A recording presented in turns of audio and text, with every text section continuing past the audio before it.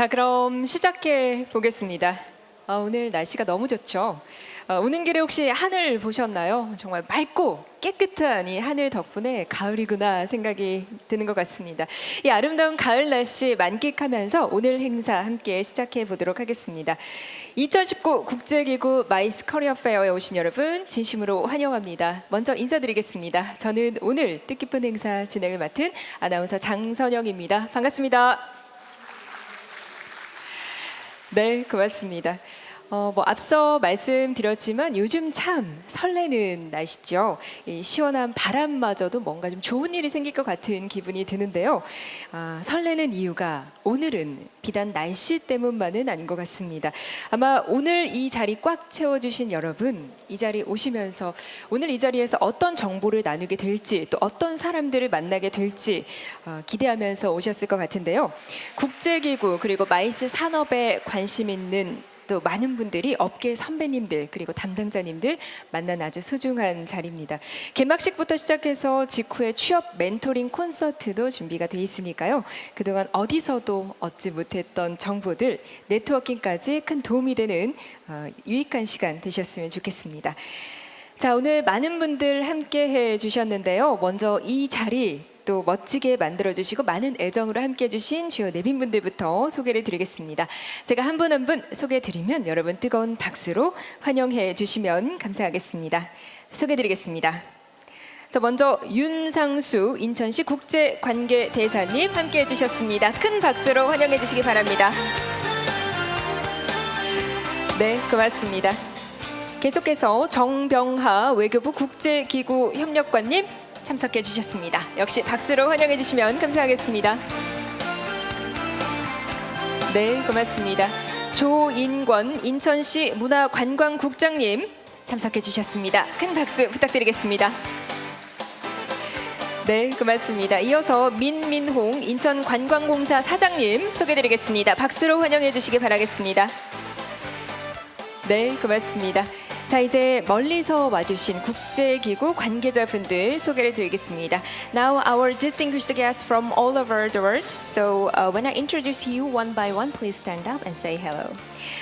Firstly, Ms. Cornelia Grease, Human Resources Specialist from WHO. Please welcome her. 네, 큰 박수로 환영해 주시면 감사하겠습니다. Thank you very much. And now we have Mr. David Flaherty. HR Manager from ICC. Please welcome him. 큰 박수 부탁드리겠습니다. Thank you. And next we have Mr. Artemi Izmastiv, Policy Specialist from UNDP SPC. Please welcome him. Okay. And next we have Mr. Im Hyung-jun, Head of WFP Korea from WFP. Please welcome him. 네, 역시 소개를 드리겠습니다. Miss Crystal Adamo, Head of Human Resources from GGGI. Please welcome her. Thank you. 네, 고맙습니다. Miss Jacqueline Malafitan, Recruitment Specialist from GCF. Please welcome her. Thank you very much. And next, Mr. Kim Song-eun, UNESCAP, Program Officer from UNESCAP, UN. Thank you very much. And next, Miss Aurora Lubusha, Protection Officer from UNHCR. 네, 계속해서 소개를 드리겠습니다. Mr. Huijin Chu, HR Marketing Officer from ICRC. Please welcome him. Thank you very much. 네, 고맙습니다. 오늘 함께 해주신 분들 소개를 드렸는데요. 대단히 고맙습니다. 자, 오늘 계속해서 개회사가 있겠습니다. 오늘 개회사는 주최 기관이죠. 인천광역시 조인권 문화관광국 국장님께서 수고해 주시겠습니다. 단상으로 모시겠습니다. 여러분 박수로 환영해 주시면 감사하겠습니다.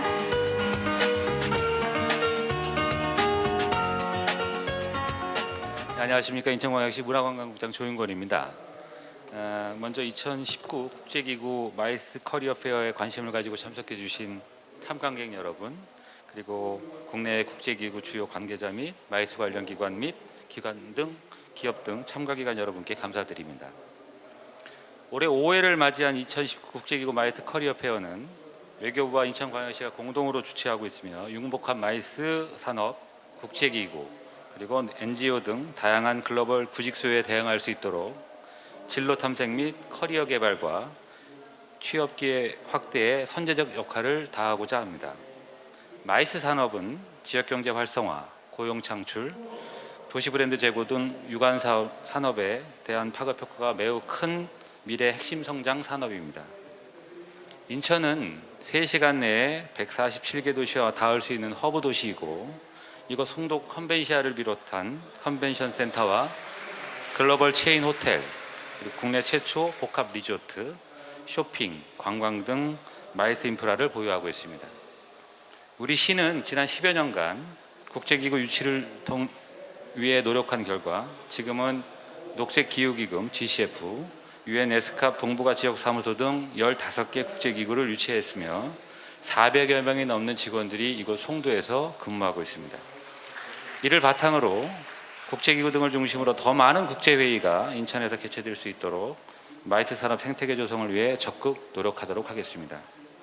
앞으로 인천이 가진 마이스 인프라와 국제기구 도시 여건을 살려 국제기구 및 마이스 분야 진출 희망 인력에 대한 정보 교류의 장을 지속적으로 마련해 나가도록 하겠습니다. 이번 행사에는 국제기구별 채용 방법, 면접 대비 방법 등을 소개하는 국제기구 진출 설명회와 프로모션 기획, 인센티브 관광 실무, 마이스 유치 마케팅 실무를 강의하는 글로벌 마이스 아카데미, 그리고 국제행사 유치 PT 공모전, NGO 진출 설명회 등 다양한 프로그램을 마련했습니다. 매년 개최되는 국제기구 마이스 커리어 페어를 통해 우리나라 청년들에게도 국제기구와 마이스 분야 진출을 장려하고 채용 기회를 제공함으로써 향후 우리나라 대표 커리어 페어로 자리매김할 수 있도록 우리 시는 최선을 다해 나가도록 하겠습니다. 감사합니다. 네, 여러분 다시 한번 큰 박수 부탁드리겠습니다. 네, 인천광역시 조인권 문화관광국 국장께서 개회사 수고를 해주셨습니다. 대단히 고맙습니다.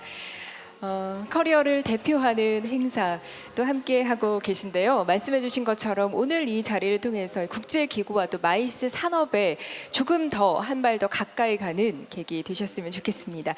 자, 이어서 환영사가 있겠습니다. 환영사는 정병하 외교부 국제기구 협력관님께서 수고해 주시겠습니다. 역시 단상으로 모시겠습니다. 여러분 박수로 환영해 주시기 바랍니다.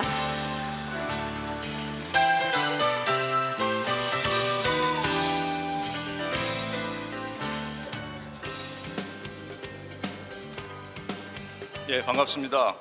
외교부 국제기구 협력관 정병하입니다. 먼저 오늘 참석해 주신 여러분 모두 환영합니다. 오늘 그 16개 국제기구 사무소가 위치한 그 송도에서 외교부를 대표해서 인사를 드리게 돼서 영광으로 생각합니다. 먼저 이 설명회 개최에 많은 도움을 주신 우리 윤상수 국제관계 자문대사님, 그리고 인천시 문화관광국 국장님, 그리고 인천관광공사 관계자 여러분들께도 진심으로 감사의 말씀을 드립니다. 앞서 이 페어가 5번째라고 말씀을 하셨는데, 외교부하고 인천시하고 공동으로 주최하는 건 3번째로 알고 있습니다. 인천시가 그동안 굉장히 든든하게 협조를 해주신 덕분에 성공적으로 행사를 이어올 수가 있었고, 앞으로도 두 기관 간의 협력이 꾸준히 지속되기를 바라고 있습니다. 더불어서 오늘 국제기구 진출 관련해서 유용한 정보를 주시기 위해서 먼 길 와주신 9개 국제기구 관계자분들께도 감사의 말씀을 드리겠습니다. 잠시 후에 이제 공개 간담회에서는 우리 외교부에서 주관하는 국제기구 진출 지원 프로그램인 JPO 프로그램과 UNV 프로그램 출신으로서 현재 그 유니세프, 유네스코, UNDP에 근무 중이신 분들이 국제기구 근무 경험에 대해서 많은 얘기를 나눌 예정입니다. 이처럼 다양한 이제 국제기구에서 근무하신 분들과 직접적으로 소통하면서 정보를 얻을 수 있는 것이 흔치 않은 기회이기 때문에 여러분들께서 많은 정보 얻어가셨으면 좋겠습니다.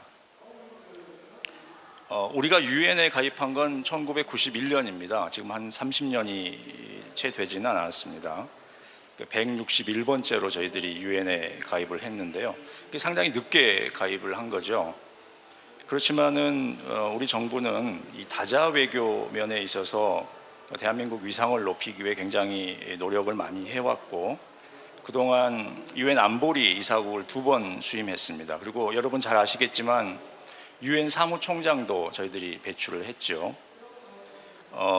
평화 유지 활동 등 그 유엔에서 이제 필요한 예산에 대해서도 저희들이 굉장히 많이 기여를 하고 있고, 그 예산 기여도도 정규 예산에 대해서 한 10여 위가 이게 됩니다. 이런 이제 위상 제고하고 우리가 물질적으로 많이 기여를 하고 있지만, 그것보다 더 중요한 것은 많은 우리 국민들이 사실상 그 국제기구에 진출을 하셔서 활동하는 것이라고 생각을 합니다.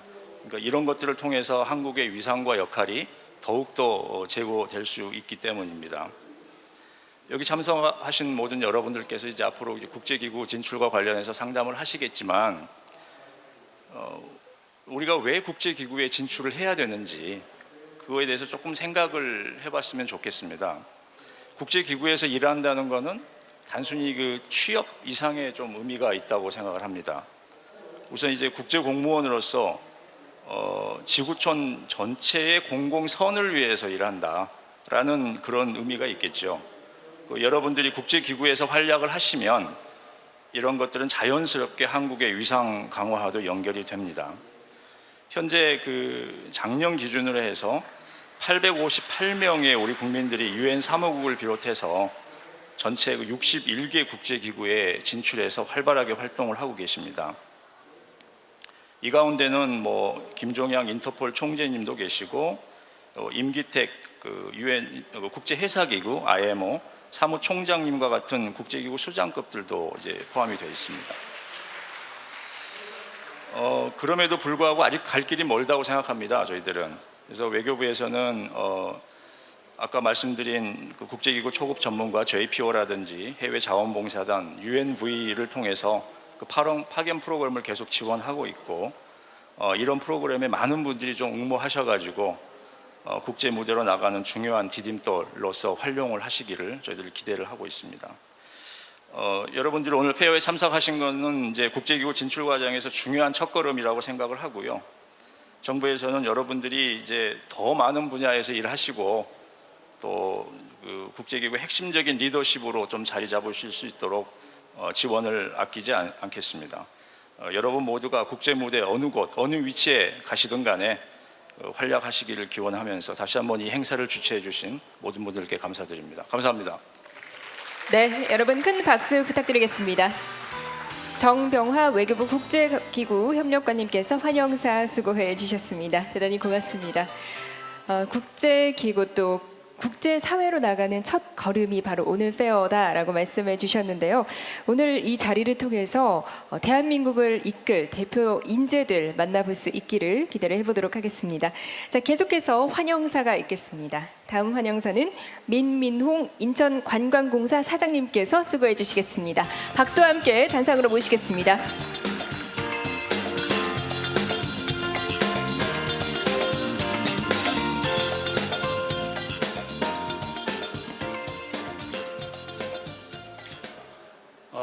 여러분 정말 반갑습니다. 저는 인천광역시 사장으로 근무하는 민민홍이고요. 오늘 이 자리는 제가 알기로는 이제 국제기구에서도 많이 오셨고, 또 우리 한국을 대표하는 그 마이스 산업계, 또 아마 인천뿐만이 아니고 전국 각지에서 많은 또 학생분들이 특별히 오신 걸로 제가 알고 있습니다. 다시 한번 인천 방문을 환영드리고요. 정말 여러분들과 함께 이런 훌륭한 행사를 함께 되고 또 여러분들을 환영하는 것에 대해서 정말 뜻깊게 생각합니다. 그리고 정말 바쁘신데도 우리 외교부에서 특별히 정병하 국장님, 그리고 윤상수 대사님, 우리 인천 대사님이시고, 또 인천의 문화관광국 조인권 국장님도 같이 하셨고요. 이런 분들 도움이 없으면 이 행사가 사실 안 되죠. 그리고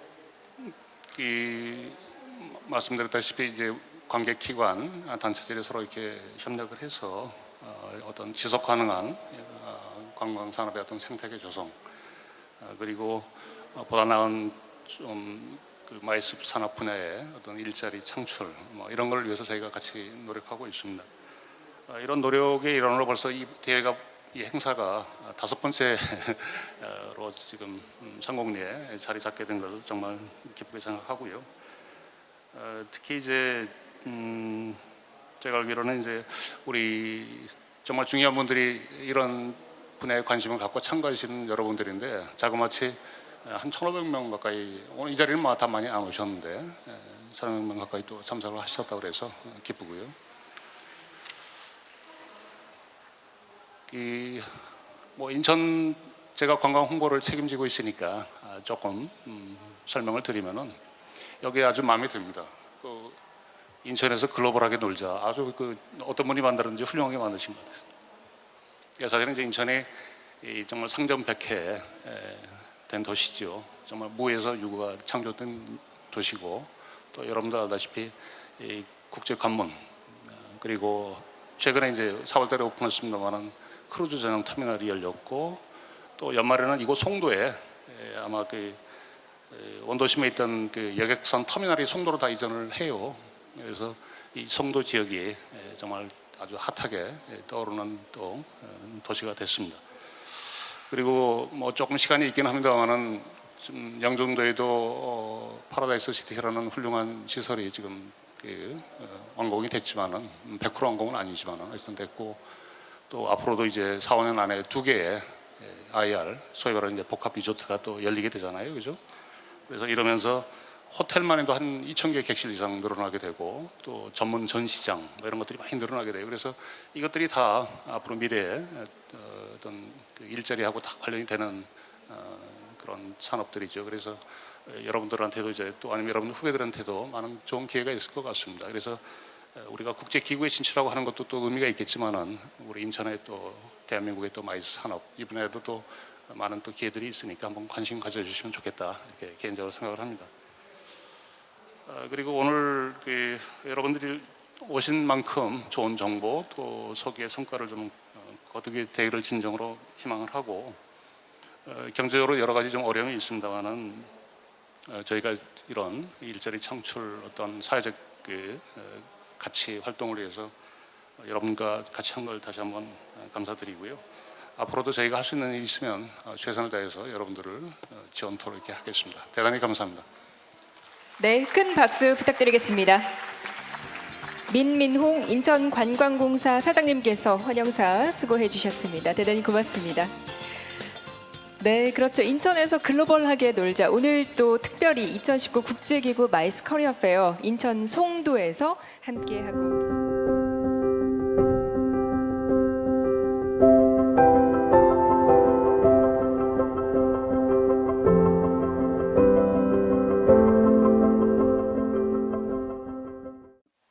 Good afternoon, everybody. I'm David Flaherty, the ICC. I'm a Human Resources Manager. I'm pleased to see so many of you here today. A lot of work that I've done over the last 10 years has been associated with recruitment and policy, and a lot of work for young professionals, so it's very good for me to be here and share some experiences. We've kept our presentation quite short because we wanted to just share the main experiences and not overlap with any of the other organizations. And we also want to give a lot of opportunity for you to ask questions that you may have. Yumi, I don't know, have any? Hello everyone, good afternoon. My name is Yumi Omiya. I am Associate External Relations and Cooperation Officer at the Registry of the ICC. Very nice meeting you. Our presentation is, as David mentioned, very quick. So please enjoy it, and if you have any questions, we're happy to answer at the end. And myself, I can hear a lot of background noise. I assume that you can hear me, but if you can't, just let us know because we want to make sure that you can hear us. So, we wanted to open the. We're from The Hague in the Netherlands, and we don't have an office here in Korea. But one of the things we wanted to show here is that the diplomatic relationship with South Korea and The Hague in Holland goes back quite a long way. In 1907, there was the. I don't know. Does anyone recognize the picture and know Prosecutor Yi Jun? Yeah. I don't know if anyone recognizes the picture or is familiar with it, but there was a special envoy sent to the Hague Convention. This was in 1907. It's just a little anecdote that we found to show that there's been cooperation and diplomatic relations in some form for a long time between The Hague and Korea. And I won't go into too many of the details, but obviously now there's a museum in The Hague, and it recognizes prosecutor Jun, who died in The Hague, and there's now a memorial museum. And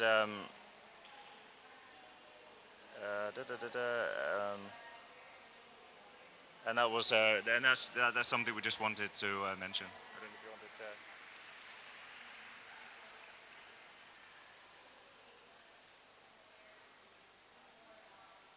This is the ICC building in The Hague. It's a brand new building. It opened in 2015. You can see it's got some water, and sometimes the sun is shining in the Netherlands, so it's a good place to come. And we have about 1,000 to 1,300 staff members in this building. In terms of career opportunities, the main reason we're here is that South Korea, the Republic of Korea, is a great donor to and member state party of the ICC. And currently, as you can see at the bottom, there's some countries that are underrepresented at the ICC. And one of my jobs is to my main job is to find the best talent for our positions at the ICC. But in everything I do, I have to be very mindful of the best talent and the correct representation. So you can see at the bottom that the Republic of Korea is currently underrepresented at the ICC, and for that reason we make a lot of effort to come and meet people and tell you more about the ICC, because all things being equal, if we find qualified and talented Koreans, we're very interested in employing them. We have I think a lot of people that we're meeting today what I would describe as young professionals. So at the beginning, at the top, you can see we have internship and visiting professional programs. It's possible to have a placement at the ICC if you're a student. It's also possible to have a placement if you're just finishing your degree. That can be a bachelor degree or a master's degree. A lot of the IVP, the visiting professional placement, is more for people who have experience and want to come across for about 6 months and offer their services to ICC. And we in return offer a meaningful placement for people to learn at the International Criminal Court. Another thing of interest is perhaps the junior professional program. You'll notice that a lot of organizations have a JPO program, and you need to have 2 years of relevant work experience, and that if you're a JPO, you're actually a staff member of the organization, and you contribute directly to the work and actually do a job that someone else would ordinarily do, and it's a fantastic opportunity to get experience at the organization.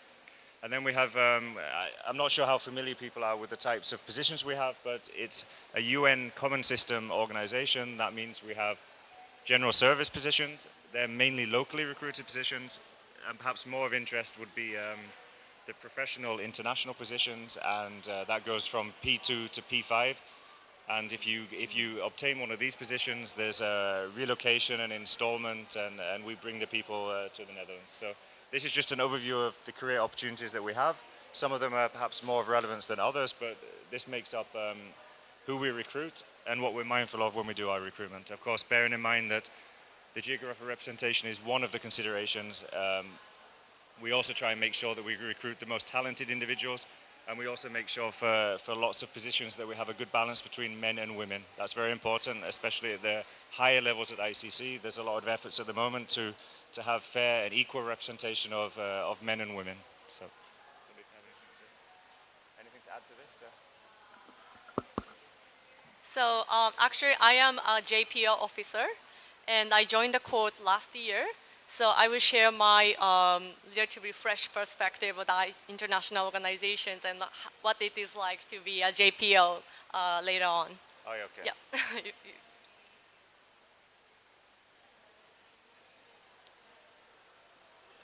One of the other messages that we wanted to, I'm not sure, is anyone, would you say, are you familiar with the ICC, the International Criminal Court, or is it maybe you could put your hands up, anyone that's heard of the ICC? Okay, so about 40%, I would say. One of the things we notice about the ICC is that it's not as well known as it could be. Therefore, the onus is on us to spread the word. It's a very important organization. I think when I'm finished, Yumi is an expert on how the ICC was founded and can explain more. And the other thing that we notice as well is that more than half of our positions are non-legal positions, and we have the fortunate and unfortunate title of the International Criminal Court that people generally think that all of our positions are legal. But I'd like to say, if you look at the bottom here, that we have human resources, a lot of translation, security, investigations, forensics, public information, and you can see the others at the bottom. It's really diverse. I would say that anyone that it does, I would say that unless you study something that's extremely technical or very scientific, you can probably definitely find a placement or a job opportunity at the ICC. So I'd just like to encourage, whatever your background is, but also especially if you're a lawyer, then consider the ICC if you're looking for an international career. So I will briefly explain about the very general information about the ICC for those who are not very familiar with the mandate of the ICC.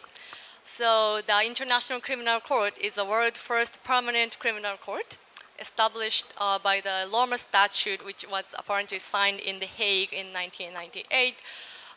So our slogan is fight against the impunity. And its mandate is to prosecute the criminals which is like convinced, so the prosecuting the individual, not the state, for the grave crime of the international community. And because of the mandate, we have a lot of lawyers in the institution, but because the ICC is heavily relying on the cooperation between states, we have many administrative jobs as well. I'm actually a lawyer, but my current function is External Relations and Cooperation Officer, which is not exactly a legal job. So we always welcome everybody from the different field. So it's not only for the lawyers. And then the pie chart at the bottom, I think, shows you that approximately 20% of the positions are legal, and 78%, 70%, 80% is not legal. Of course, as Yumi's saying, there's a lot of positions, even in human resources, where it has an element of legal work, obviously. So it's hard for us to establish exactly legal, non-legal, but suffice to say that we have really hundreds of positions that are not legal, and we have hundreds of positions that are really very substantively legal. So both options exist. The other thing that's interesting about The Hague, as we suggested at the beginning, is a very although many people know Amsterdam as the capital city of Holland, the Netherlands, actually The Hague could be considered in many ways the diplomatic capital. It's worth remembering that all of the embassies and many of the government institutions and the UN institutions and organizations are all in The Hague. The Hague can be considered the diplomatic, political capital of the Netherlands. Sometimes forgotten, so I'm happy to remind people of that. And here you can see the museum I was talking about, and you can see that a little bit, The Hague has a bit of the modern architecture that you can see here as well, but it also has a lot of very traditional Dutch architecture, which a lot of people find interesting.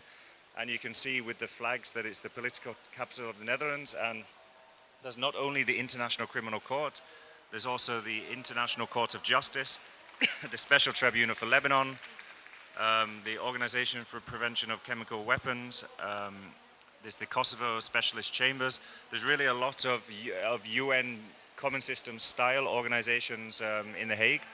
Our organizations, because their courts and tribunals are often not UN system per se, but they're all organizations that follow the UN common system of salaries, benefits, and rules and regulations. So there's a lot of similarity there. So even though The Hague has a lot of bad weather, it also has a lot of very positive things going for it as well. This is just an example. I think a lot of people probably know the picture in the corner. That's of Mark Rutte. He's the Prime Minister of Holland, and he always travels around on his bike as a typical Dutchman would do. And then you can see it's very well placed in Europe. Also with a very big international airport, so it's also a good place to come if you want to see Europe or be based in Europe.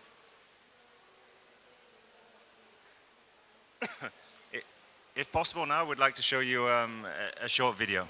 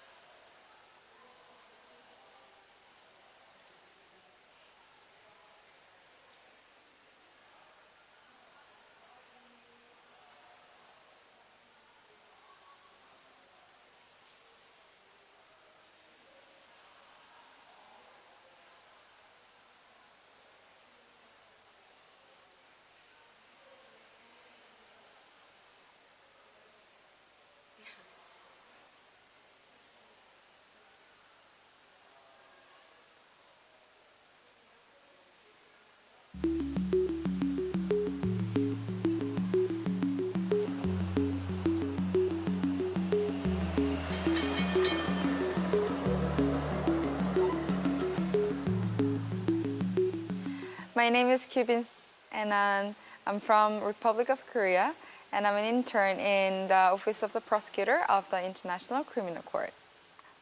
What motivated me to apply for the internship is actually a long story.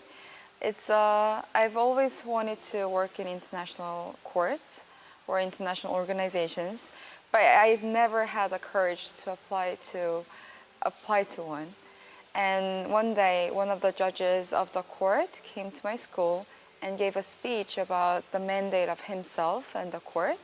And it was such an amazing story to me that it actually motivated me to apply for the court. And it's International Criminal Court. It's like the first permanent criminal court in the world. And there will be no better place to deepen my knowledge about international criminal law. The Hague is a beautiful city itself. But it's not only beautiful outside, but it's also beautiful inside. Like what I mean is that it's beautiful culturally. It's culturally very rich. There are many art museums within The Hague. And that part of The Hague I find amazing. The difficulty I had to go through is definitely homesick. I want to be a better person so that I can contribute myself to the court. So after I finish my studies and when I become a better lawyer than now because I'm a student, then I want to apply for a job here.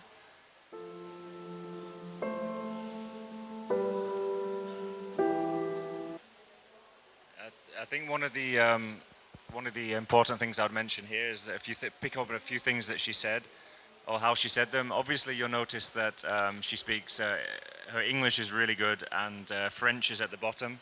So obviously with myself having done recruitment for more than 10 years in the international organizations, it really is useful to focus on being able to speak English and if possible French. Obviously in the end, for most jobs it's about what you can do rather than the languages you speak. But as we heard this morning, being able to communicate that and collaborate with other people is important. So another thing you can see, and another thing she said is that at first she didn't really dare or she didn't really know about the ICC. Another thing is I'd like to say is do be bold, do dare, and do apply for things, because in our system it's not based on knowing someone or necessarily someone's going to come and offer you the job. We advertise everything transparently on our website and we expect everyone that's interested to apply to everything that they're interested in, even if that's many times. Obviously being in international criminal court, we have thousands of applications per job. So I really just want to encourage people, just if you're interested, always apply. Just keep applying.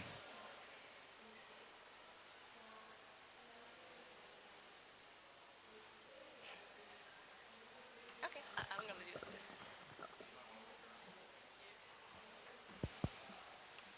So I would like to introduce my experience as a JPO at the ICC. So I am a JPO from Japan. I joined the court last year. My title is Associate External Relations and Cooperation Officer. So why ICC? I always get this question. And I would like to answer this question in combination with what kind of background I have. So I was born and raised in Tokyo. Sometimes the people ask me if I'm one of those like returnee students who spent childhood in the United States or some English-spoken country. But no, like I was in Japan until I graduated the university. At the time like I graduated university, I was not very confident about my English skill, and I majored in criminal law in university. And then I decided to go to the law school in United States. And that's where I studied international law and international criminal law. So that's the time I started to think about my career in the international criminal law related field. And the first thing I could associate with international criminal law is an international criminal court. So that's why I chose the ICC. But it's not like I just applied ICC right after of my law school. Because first of all, in order to apply for the JPO program, you have to have like 2 years, minimum 2 years of related experience. So I worked in the law firm, the commercial law firm in United States. At that time, I was doing very commercial law, so which is not related to the ICC. And then I started to apply for the internship of the ICC. But I did not get any chance to be a successful candidate at that time. So I did another job, which was at the Ministry of Foreign Affairs of Japan.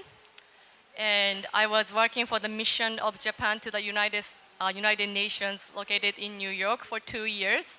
And that job actually counts as a relevant job experience because I was in charge of human rights issues and humanitarian issues, which somewhat is related to the international criminal law. And then I applied for the JPO program in 2017. And I did go through the interview by Japanese government and with the ICC. So this is the place I really wanted to work. So I am very happy where I am right now. And what it is like to work in international organizations in Europe as Asian. First of all, I am very happy with the ICC and I'm very happy with where I live. And because international organization is a very multicultural environment, I don't really feel like I am Asian anymore. We have many colleagues from different countries, different backgrounds, so it's such a diverse environment. And actually, The Hague is a very international city, which you do not have to speak Dutch. Of course, like people speak Dutch in the country, but if you, like, for example, I do not speak Dutch. Do you speak Dutch? Yeah, a bit, yeah. David? A little. Yeah, you do. But it's not, so like, if sometimes people think like if you live in the Netherlands, you have to speak Dutch, but that's not the case.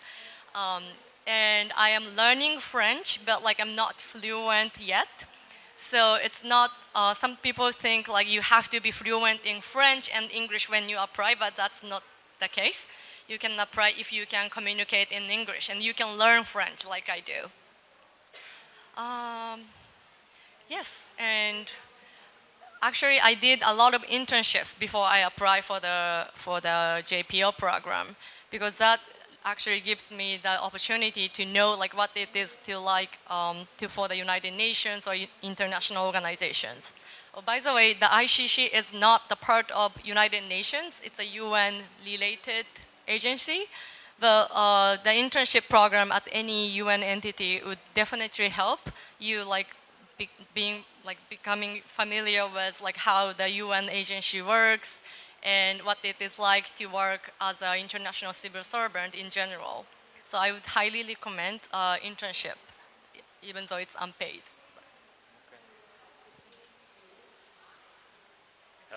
Incidentally, virtually all of our placements are unpaid, but we're trying to do as much as we can nowadays to raise funds and offer funded placements because we realize that for a lot of people it's nearly impossible to come, and we have had some Korean placements that have been funded, but it's something new we're working on to try and, we don't get donations, money from the states to fund internship placements, so we're trying within human resources and external relations, we try and raise funds so that we can fund as many placements as we can.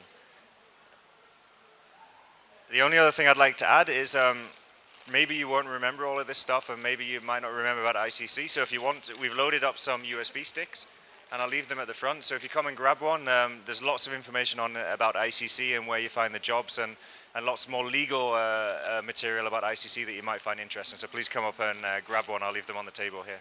And then you can see here that the ICC wants you, you know what I mean? So remember the ICC. Thank you very much. 감사합니다.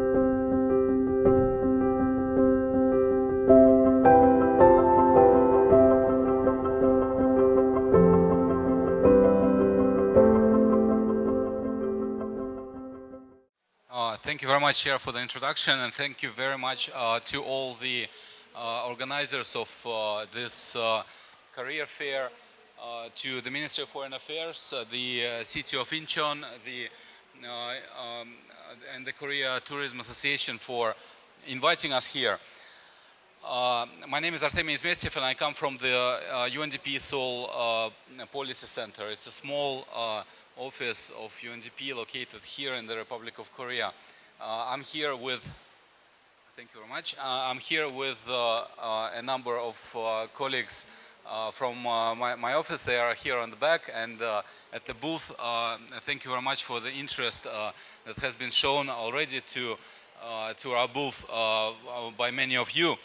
Well, I come from the different background, and since I don't represent the HR department of UNDP, I would maybe not qualify to answer a lot of very precise questions in relation to the recruitment in my organization, although maybe you will find a lot of similarities in terms of the UN policies in this regard. But I wanted to give a little bit of the insider advice of what it's like to work in the United Nations and what it's like to get there. And let me start from the some frequently asked questions that we receive. And some, there are questions like, well, how did you get to work in the United Nations? Or what type of agency UNDP is? And why you are here at all? Look at Korea, it's a developed country. Why do you still work here? Well, what difficulties are there working in the UNDP and in the United Nations, particularly in the field? And what kind of experience is it better to get? And of course, there are a lot of questions that sort of come from you as undergraduate or graduate students that is related to your academic career. For example, which studies are better to enroll in? Should I be the generalist or should I be the specialist in certain field? Do I need to graduate abroad to become the UN employee, or is it not important? How well do I need to know the second language? What kind of internships would be useful to prepare? And there's a whole lot of questions that came even this morning from the discussions at the booth, like what kind of responsibilities are there at the internships? What degrees would be necessary for that? What degrees would be the most advantageous? And well, of course, on the working languages, what skills would be, what skill sets is required to prepare for the internship? Well, let me try to answer some of them in the course of the presentation. First of all, a few words on UNDP in general. We were established in 1965. This is also the year when we started working in the Republic of Korea on the reconstruction of Korea at the time after the war. This was the time when two different UN programs, one working on the technical cooperation and another one working on a fund sort of merged together and created the UNDP. Well, the headquarters is located in New York, but we have offices in over 170 countries around the world. This is one of our major strengths, that we cover the entire world. We are present almost everywhere. We are the multilateral development organization of the UN members, and we essentially coordinate strategies, policies for economic and social development of developing countries. We conduct policy research, conduct evaluation, and now increasingly work on the implementation and monitoring of the sustainable development goals in partnership with other UN agencies. Our global presence also gives us a great advantage to work on the on-site implementation of a lot of concrete projects. Well, it's also important to note what UNDP is not. We are not the International Development Bank, so we are not the funding organization as such. We are not a charitable organization. We are not an NGO. So it's a very different nature of the organization. Here is the brief information on the core practices that we work on. So essentially, what we concentrate our work on. One is the sustainable human development, essentially supporting the policies that underpin the social economic development and the protection of the environment and protection of vulnerable population. The second one is the climate and disaster risk reduction, and of course the third one is the governance and peace building. Related to the third one, I wanted to point out another important strength that our organization has, which is relative neutrality at the country level. We, as a non-funding organization, as essentially a honest partner of the government, sometimes can work on the issues on which others can't, on the issues that are sometimes the most sensitive, sometimes the most difficult: anti-corruption, the reconciliation of the parties,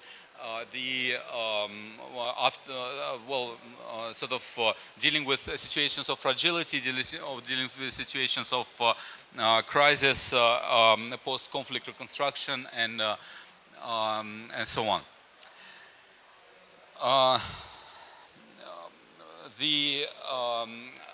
It's important to understand, of course, that we are part of the broader United Nations system. I will not dwell much into that. I think you'll be attending a lot of different presentations, and we have presentations from across the UN system here. Well, let me just show you this slide that comes from the United Nations website and shows the entire complexity of the system. Well, this to sort of let you understand also the choice that you have as you face the opportunities within the United Nations system.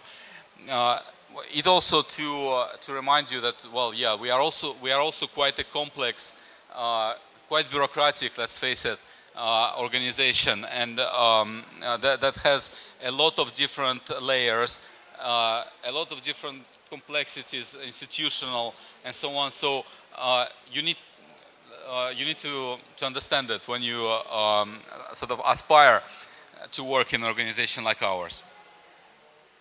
A little bit of an overview of various specialized agencies. But again, since we have some of the specialized agencies represented here, maybe let me skip this slide and instead tell you a little bit of our office, of why we are in Korea and what we actually do. You see the website of our center. We were established here in 2011. We overstayed in Korea as a country office. Korea was already a developed country, a rich country, but we still kept the country office that had a mandate for Korea. We closed it in 2009. The formal reason for the closure was the fact that Korea became the member of the OECD DAC. With Korea being a member of the donor club, there was no longer formal, let's say, reason to stay within the country. But our track record here was really long, and the relationship was very intense. And this is why for a very long time we've been consulting with our partners. Okay, what should be the different modality of cooperation? And this is why the decision was taken to create a center that would essentially, well, represent UNDP in Korea, but also work on the joint agenda on the policy issues that are important both for UNDP and for the Republic of Korea. That would facilitate the knowledge sharing between some Korean organizations and the wide network of the UNDP country offices and their counterparts abroad. And also, well, promote some of the, some communications activities, for example, promote the Sustainable Development Goals and other important issues within Korea. So this is something that ended up determining our program. With this, I wanted to say a few words maybe similar to what Yumi was talking about sort of my personal experience and my personal path that I'm in no way promoting as a model, but that can perhaps be used as somewhat of a reference. We are here and we have the booth for the main purpose because the center sort of as an opportunity mostly looks for the interns. It's a small center. We not often have new positions established. Our internal structure is set and agreed with the Ministry of Foreign Affairs. The new positions sort of emerge very rarely. Well, I have been staying here for a very long time, so I'll be soon leaving. So there will be one emerging, but this happens rarely. What is quickly happening? We advertise for new internships every 6 months. This being said, I started in the United Nations as an intern in 2004. In my studies, I was really interested in the work of UNDP. I started applying in a lot of different country offices and ended up with the offer in the UNDP headquarters where I ended up working. This is usually not supposed to be the case. We have the rule that the interns need to have the break after the end of the internship before they can get any consultancies. In my case, there was a special waiver. I have been working on the program that had to continue, and it was reasonable sort of for that program to have my support. In New York, I was working on very different issues, including the sort of in my academic work. I started working on the issues of the aid effectiveness and the aid allocation among the countries.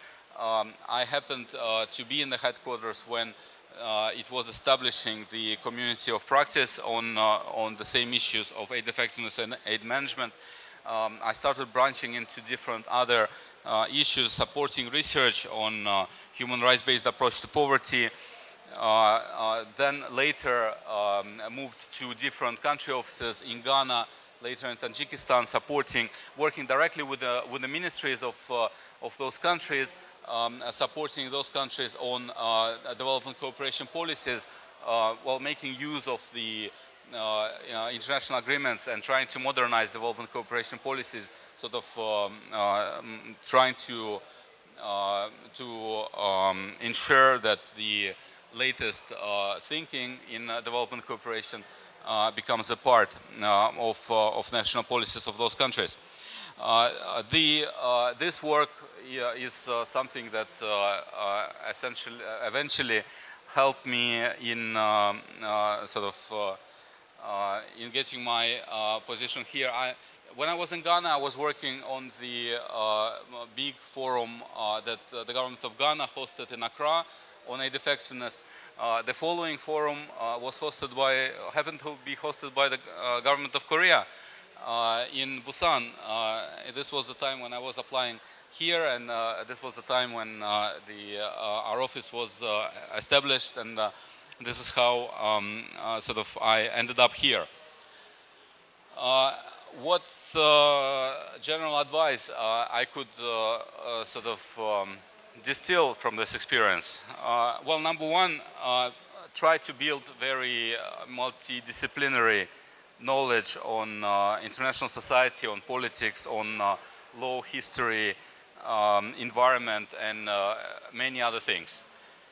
We, particularly right now, in particular with the Agenda 2030 and the Sustainable Development Goals Framework, we increasingly talk about the greater integration of different areas of sustainable development, and it's very important to build this multidisciplinary capacity. Try to study very deeply different important problems that are facing the international community, because, well, this is after all what the United Nations is for. it's great to have reminders of the from the well, on the global justice, on important issues here, because they go to the heart of the United Nations spirit and mission. Well, of course, here we have English skills highlighted, but the same applies to any languages that you study. They all matter, and they all, to different extent, can be extremely important. In our particular office, the working language is English plus Korean, but of course, any of the languages that you study end up being quite useful for you in one way or another. And of course, sort of try to reach relative fluency in whatever language that you study. You have a lot of opportunities right now.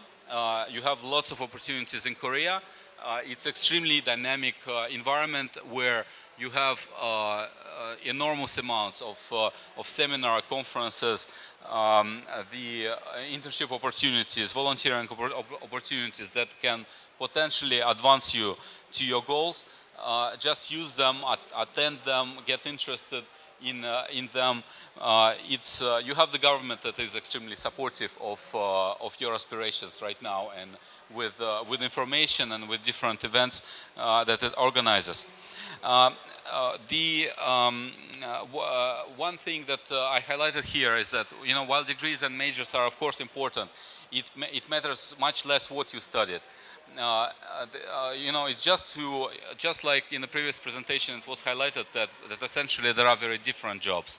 I also wanted to say that we have profiles of extremely different nature.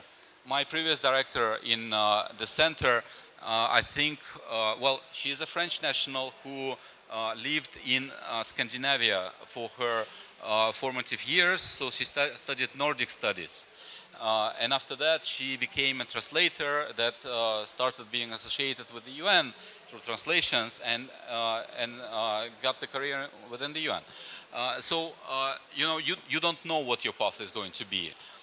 Looking at the UNDP careers right now, you will see that what is requested a lot are the things related to the private sector, to innovation agenda, to, I don't know, blockchains. The thing, you know, I might be unemployable in a few years' time, because the skills like this are not going to be in demand anymore. Therefore, sort of, it is the development is a very dynamic field. In this sense, it's very difficult to give you an exact formula, and the point is that as long as you are really interested in these studies, I think this is something that is going to work for you. I think I'm running out of time, and we still have a very interesting presentation from the colleague from WHO coming, so I think I will skip the rest of my presentation, since we have the booth available on the back of the hall. Me and the team will be available there to answer any questions that you can potentially have. Thank you very much.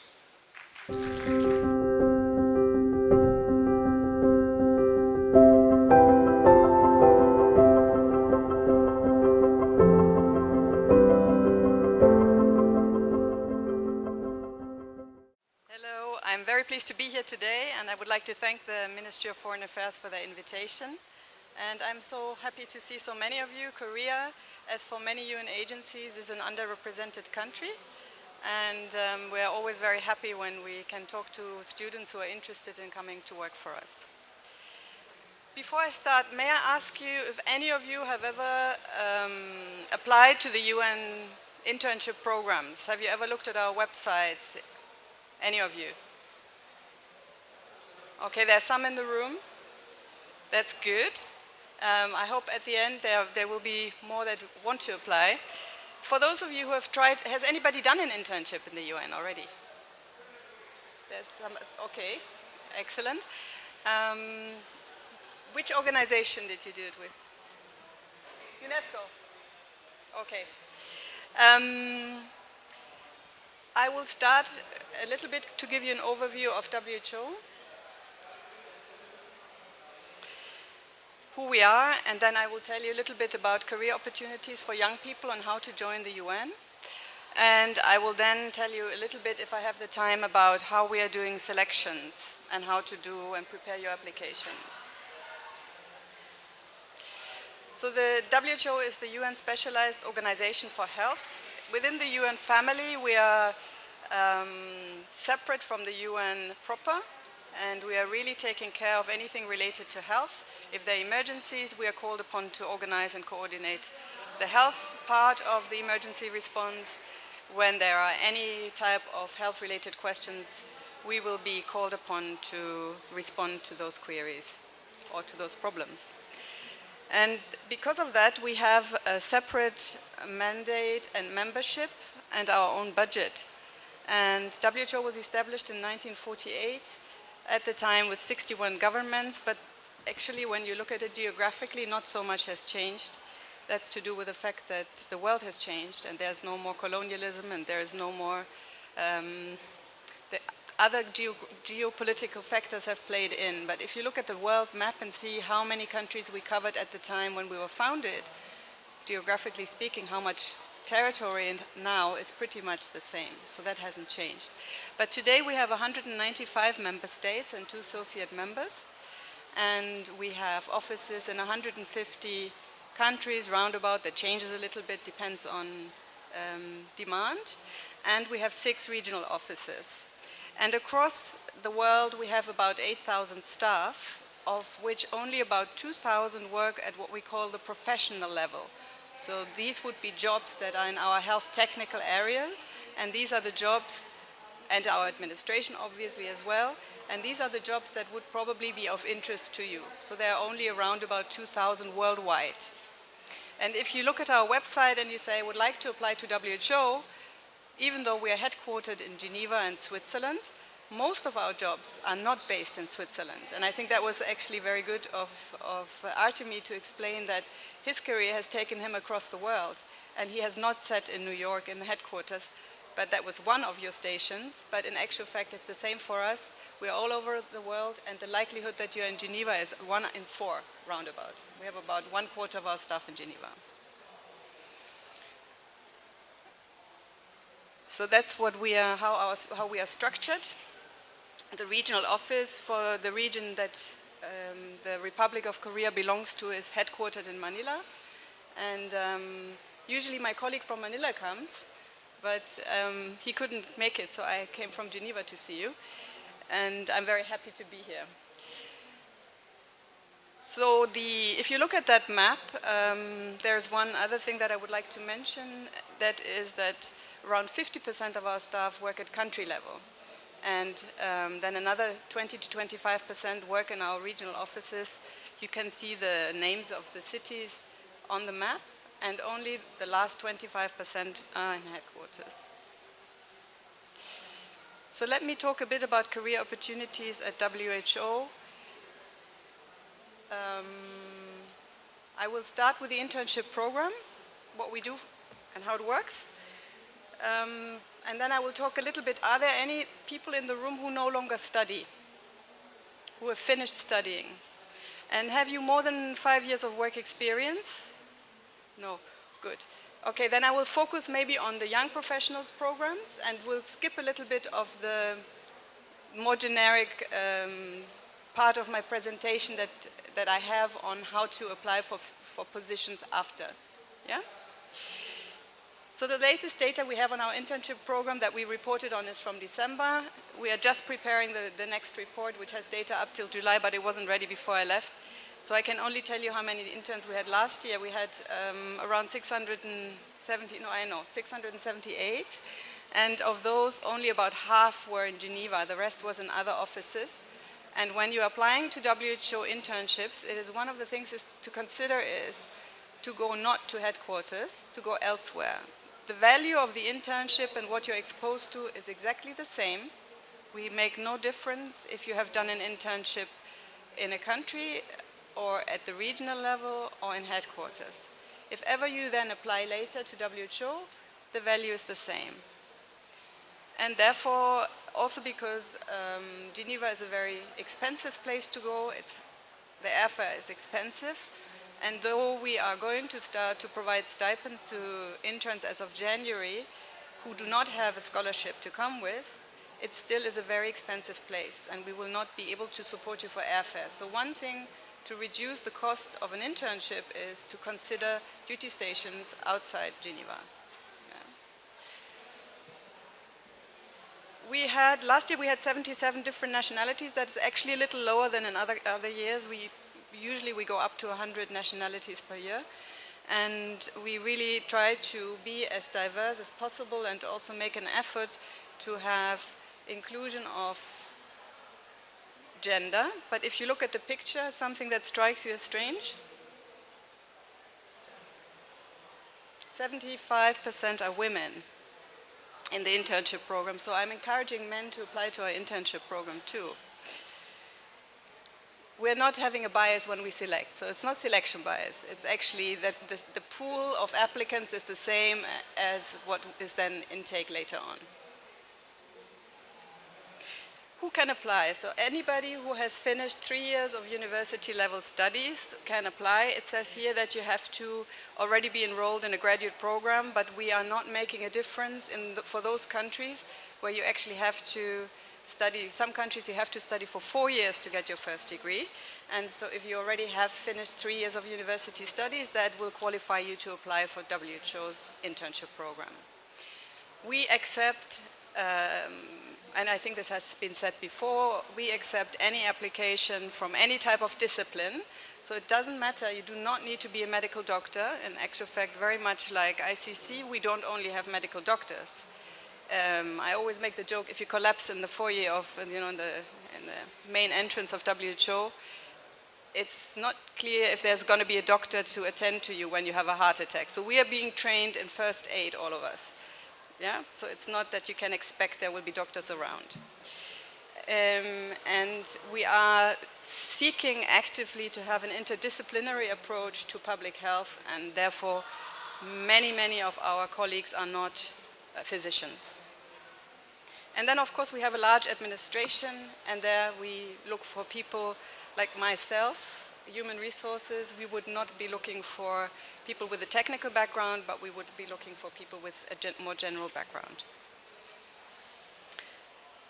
The minimum is 6 weeks, but if you want to have a meaningful project, we recommend at least 2 months for an internship. That is not always feasible with the studies that you're doing, but if you can arrange for it, I believe we can give you more meaningful work, and you can go out with a more meaningful project that is then also useful for your future career if you can make at least 2 months of an internship, if you can manage that. There is a link to our website. There is more information on how to apply. We advertise now individual vacancies for internships, so you can really see what you're going to do, because people often ask, what am I going to do when I come? And now we have individual vacancy notices, so you can really see what the terms of references will be like and what kind of job you would be doing once you're coming in as an intern. So it's more transparent than maybe in the past. Then I wanted to briefly mention the JPO program that you may already have heard about. It's a program that, in the case of Korea, is managed out of the Ministry of Foreign Affairs. We do have Korean JPOs at the moment in WHO, and I would highly encourage you to have a look at the website to see if there are interesting positions, not only for WHO, but maybe also for other agencies, because we have a lot of interactions with other UN agencies, and there are a lot of people who do start their career in another UN agency, let's say in UNFPA or in UNAIDS or in UNICEF, and then at a later stage they move into WHO with the expertise they have gained elsewhere.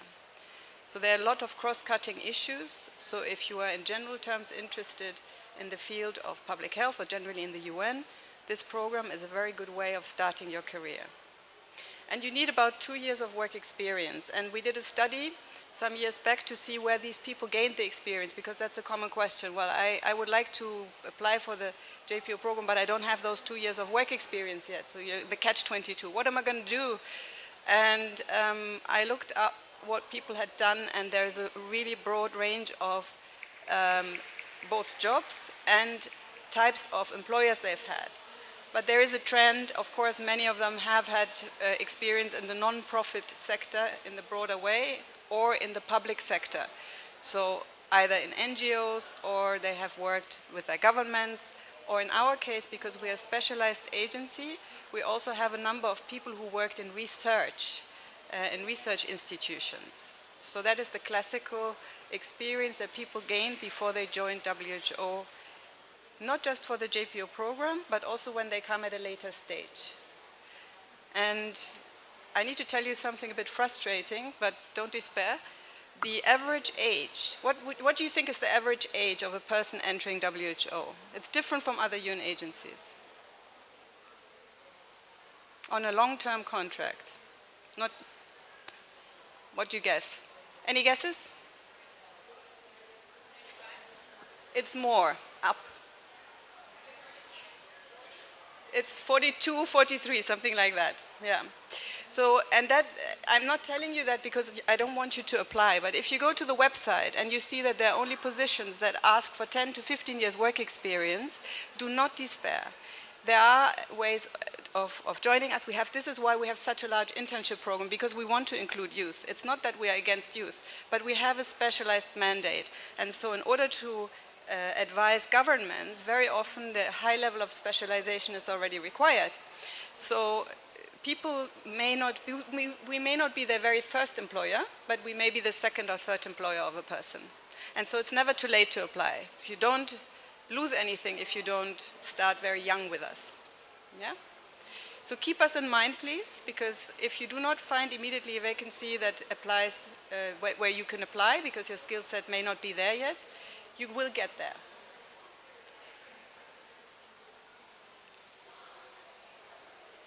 So I'm going to tell you a little bit about the recruitment process. It applies also to the JPO program mostly, and not so much for the internship program. Yeah? So when we are advertising positions, we usually have a vacancy notice, people apply, we then start screening them on the basis of their CVs, and then there is an assessment. They get recommended, and then we start hiring them. That's, I think, up till their standard. You're probably familiar with that.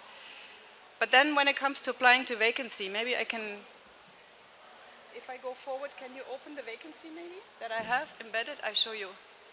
It's on the semi-to-last slide, I think. 18, that one, yeah. Maybe if you can open the position. There is a link.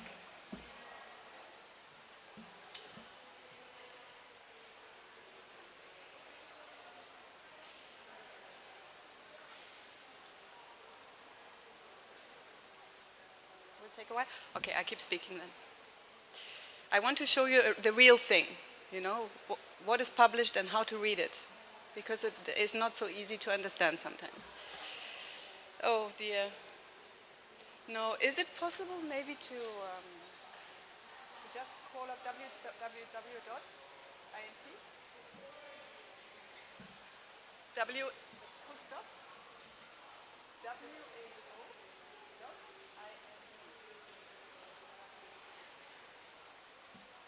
WH. Yeah, perfect. So just to say, I mean, the same applies as for anywhere else. You read it very carefully, the vacancy notice, and then maybe I can do it. Let me just.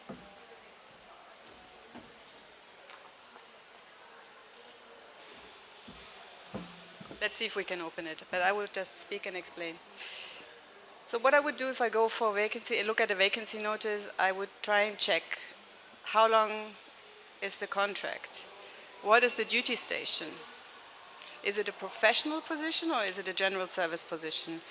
The colleague mentioned it before, the ones you would probably be looking for is the professional positions, because you have studied and you would like to join us as a professional. Next thing you can do is you can check, is it a consultancy? Is it a short-term contract? Is it a fixed-term contract? So it already gives you an idea how long the engagement with WHO would be. And you can also see the level. And the level will tell you if you're qualified or not, almost immediately. So it's not opening, never mind. So for your kind of experience up to between 2 and 5 years, it would always be the P2 level would be what you would be looking for. And that helps you already break down which ones you need to look at more closely. And there's also a way of looking at, is it an administrative job or is it one in our health technical area? So again, you can do a way of breaking it down so you don't have to look at everything because it takes a long time. Once you have identified a position that you really, really like and you say these duties I would really like to do, you need to look at the requirements at the bottom of the vacancy notice. And that is really when it becomes intransparent sometimes for the applicant, but I can tell you what happens next. So if it says, for example, that you have to have a master's degree as a minimum, no, it's not opening, then you would absolutely have to have that master's degree. If you have a bachelor's degree, you don't need to apply because you cannot be shortlisted because we need to apply the formal criteria that are in the vacancy notice. And the same goes for work experience. If it says you have to have 5 years of work experience, but you have 3.5 really high quality years of experience, we unfortunately cannot consider that. And the same goes for languages. If it says that you have to have fluent French and you can just say hello and goodbye, that may not be enough. And also expect them to be tested on that when you are actually invited for the position. So some of the frustration that people find when they're applying to the UN can be avoided if you understand that if you do not have the minimum requirements, we will not be able to shortlist you. And then as a second, if you just click on you can do the internship program if you want, because it's the same. Yeah. And the same goes for the type of masters you have to have. If it requires a master's in, let's say, what can I say, human resources management, and you do not have a master's in human resources management or anything that is related to it, let's say you studied literature, you would not be shortlisted. So you have to have something that is either the same or very close, or you need to be able to explain that you have done those courses in the coursework. If you click on the internship vacancies, maybe that's interesting. And then any, you can just open any. And once you have applied and you have put yourself forward and you fulfill all the criteria, we behind the scenes, we do start doing a triage. And on the basis of who then is left over, we start our selection process. And the first screening would usually be, not for the internships, but for the other jobs, would always be a technical test of some kind to see if the person has the technical skills required for the job. And once you pass the test, you would then be invited for an interview. And like for all UN agencies, I think also ICC does competency-based interviews. You would then have to go through something that we call a competency-based interview. And that is no longer requesting you to show your technical skills. That is an actual fact to prove to us that you have the softer skills that are required to be able to survive in the UN system. And that is a bit of a skill to have, and you can prepare for that. And I highly recommend you to read up on either on the UN Secretariat has a very good training on competency-based interviewing. You can read up how to prepare for that. Because we find that some good candidates fail themselves because they haven't prepared for this type of interviewing. Another tip that I would give is that you read carefully what is on the website before you have the interview, what is specific to the job. You don't need to know everything about WHO, really not. But if you're applying for the program, let's say, of maternal health, then read up what we're doing in the area of maternal health. Again, you don't need to read everything in detail, you don't need to know everything, but you should have a general idea of what WHO does in that area of work. There may be questions around why are you motivated to join us? And if you can make links to what you have found out on the website about the program and can say, I'm really motivated by what you're doing in this area, or I've already done this, and this is why I would like to work with you, and you can make the linkages that makes you a stronger candidate.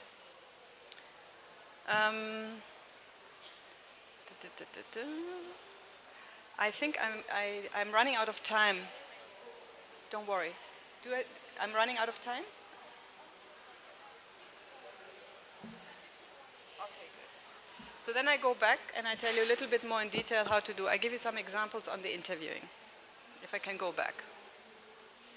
So here is a question. That is a sample question of a competency-based interview. It's a simple one. I made it simple. But usually what we do is we tell you, in the case of WHO, we tell you what kind of competency we are going to evaluate you on. And you would find that information already on the vacancy notice. So there is nothing hidden. You go to the vacancy notice, we say we would like you to be able to work in a team. And then in the interview, you can expect that you will get a question on teamwork. And the questions we pose are questions where you should tell us something about your past experience. So it's not a hypothetical question. We don't want you to answer, I would do this or that. No, we would like you to pick an example, and that is something you can prepare ahead of time, that you reflect on yourself. When have I worked in a team? Where have I had a good achievement in a team? Where did it not work so well? What did I do? So that when you come to the interview and you get a question around it, either a positive question or sometimes we ask negative questions, where you can explain what you've done. And it's not to show you off or to say you know, sometimes things don't work out. We also ask, what did you do when you didn't meet a deadline? Can happen. Then please don't say, I never missed a deadline, because that's not what we are asking for. We would like you to explain a little bit more. And if you haven't missed a deadline, you say, well, I almost once missed a deadline, and this is what I did. Yeah? So it's more about learning how you apply your skills in the real world. It's not, there's no right or wrong as such. We are just looking for people's ability to adapt in the real life to a situation that may not always be straightforward, and then see how they've solved it.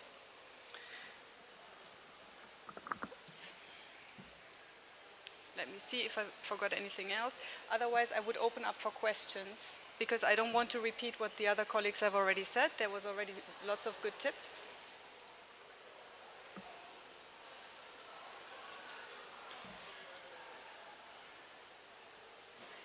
Ah, look, that's me.